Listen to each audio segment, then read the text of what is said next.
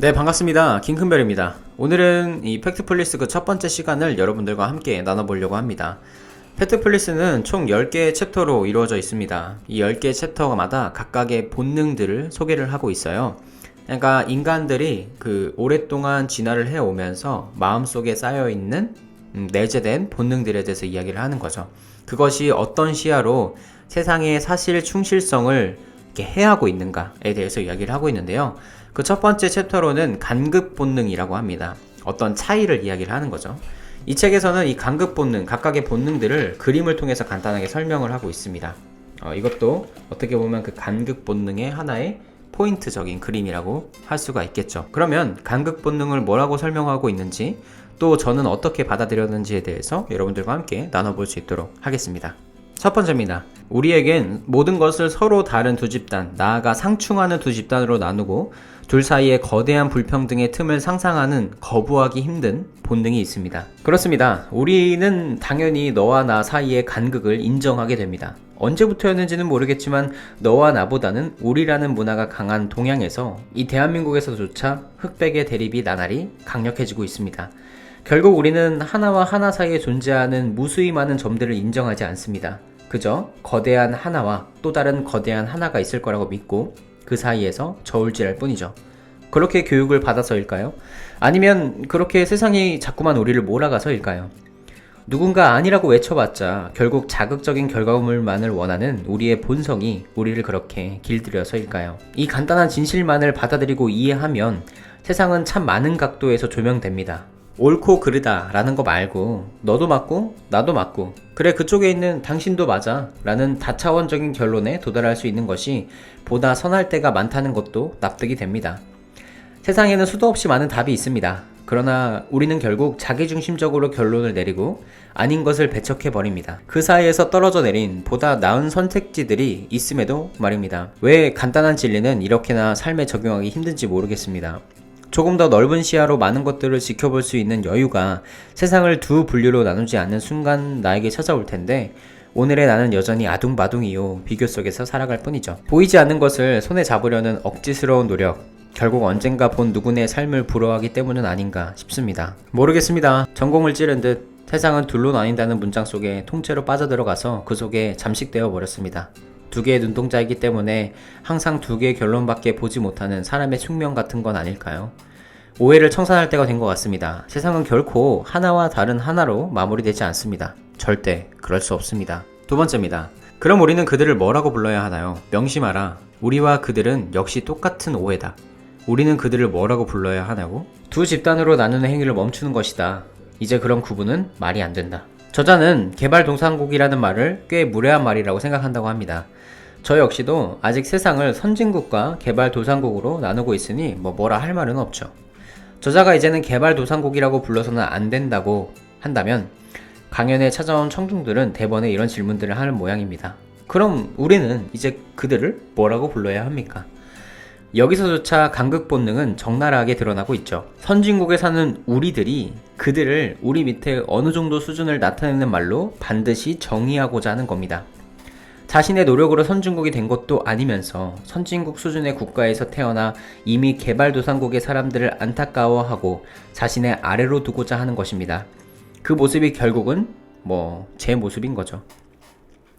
놀라운 것은 이 상황 속에서 저자가 말하는 4단계의 명명법을 사용하자마자 이 나라에 태어나 사는 나는 얼마나 유복한지, 그리고 지금 내 삶의 질은 또 얼마나 굉장한 수준인지 대번에 느끼게 됩니다. 이제는 개발도상국이나 선진국이 아니라 소득 수준으로 인류를 4단계로 한번 나눠보는 겁니다. 먼저는 1단계입니다. 1단계는 하루에 1달러에서 4달러를 벌고 씁니다. 오늘날 약 10억의 인구 정도가 이 정도 수준에서 삶을 살아갑니다. 거의 기본적인 의식주 해결이 불가능한 상황이라고 보면 됩니다. 그리고 2단계입니다.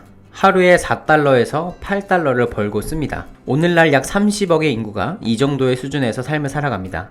어느 정도의 이동수단을 가지고 식사를 하며 삶을 살죠.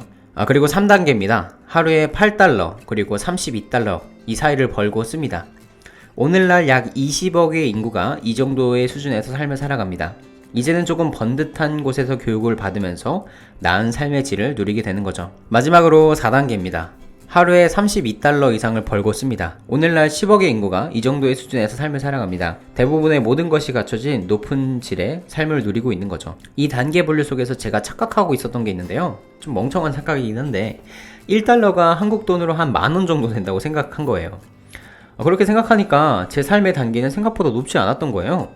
그렇지만 생각을 고쳐먹자마자 저의 삶의 단계는 치솟았습니다. 생각해봐요.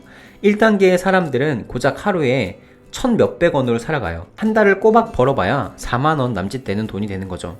대한민국에서 한 달에 4만원으로 어디까지 할 수 있을까요? 물론 가끔 일주일에 10,000원으로 살기, 한 달에 몇만 원으로 버텨보기 같은 이미 누리고 있는 삶의 이벤트성 환기를 부르는 행위를 하는 사람들이 덜어 있다마는 10억이나 되는 인구는 매일 이런 삶을 견뎌가고 있는 겁니다. 저는 절대적으로 4단계의 삶을 살고 있습니다. 대한민국에도 물론 4단계 이하의 삶을 살아가는 사람들도 덜어 있겠지만 국가적인 지원만 받아도 2단계 이상의 삶을 살 정도로 좋은 나라에서 우리는 살아가고 있는 것입니다.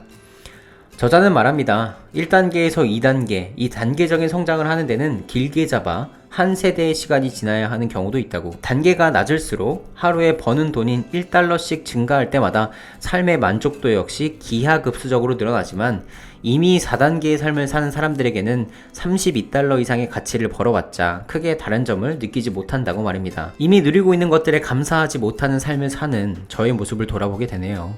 지금 이 소득이 사실 어디 가서 떵떵거릴 수준은 아니지만 그럼에도 불구하고 이렇게 녹음을 할 수 있는 공간과 편안한 집과 2대의 차와 2마리의 고양이를 기르고 결혼까지 해서 살아가는 삶이 누군가에게는 원하고 바라는 삶일 텐데도 말입니다.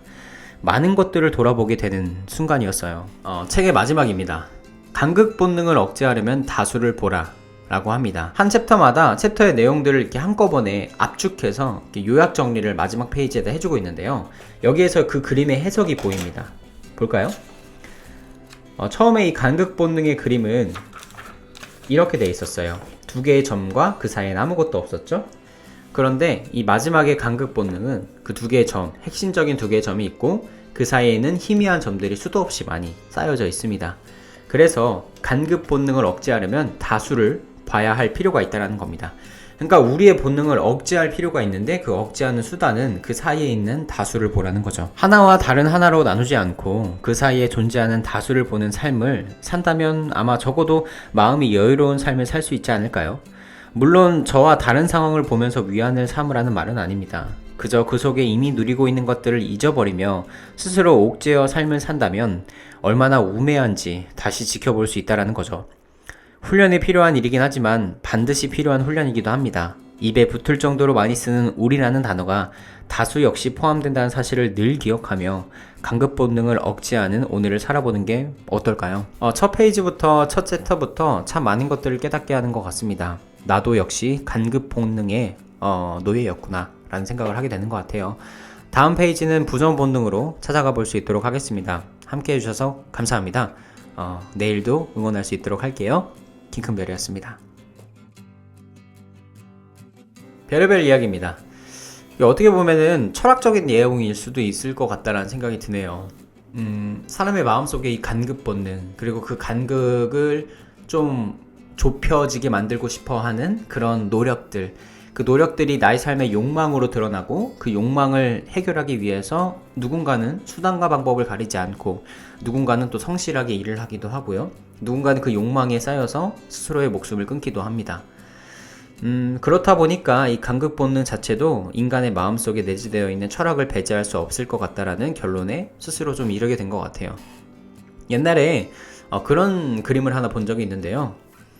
자전거를 타고 가는 사람이 자동차를 보면서 부러워하고 그 부러워하고 있는 자동차를 타고 가는 사람이 또 어떤 걸 보면서 부러워하고 그러니까 개인이 이미 소유하고 있는 수도 없이 많은 부들을 어떻게 보면은 까맣게 잊고 삶을 살아가는 거죠. 그래서 참 그런 걸 볼 때마다 이 간극 본능을 빨리 없애야겠구나라는 생각이 듭니다. 하나 그리고 다른 하나로 그 사이에 있는 것들을 배척하는 것이 아니라 하나 그 다른 하나 사이에 들어가 있는 수도 없이 많은 삶들을 바라보고 나 스스로의 욕망을 억제하고 또 그 2개만 가지고 흑백 본능으로 흑백 논리로서 삶을 살아가는 것이 아니라 이 사이에 많은 색들이 있다는 것도 기억하는 거. 이게 정말 중요한 것 같습니다. 아까도 말씀드렸지만 필요한 훈련이에요. 그런 시선들을 계속해서 늘려가는 거 말이죠. 오늘도 간극 본능을 억제하면서 그 사이에 있는 무수히 많은 답들을 또한 캐치하시는 여러분들이 되셨으면 좋겠습니다. 감사합니다. 킹큰벨이었습니다. 내일도 응원합니다. 기쁜 하루 되시기 바랍니다.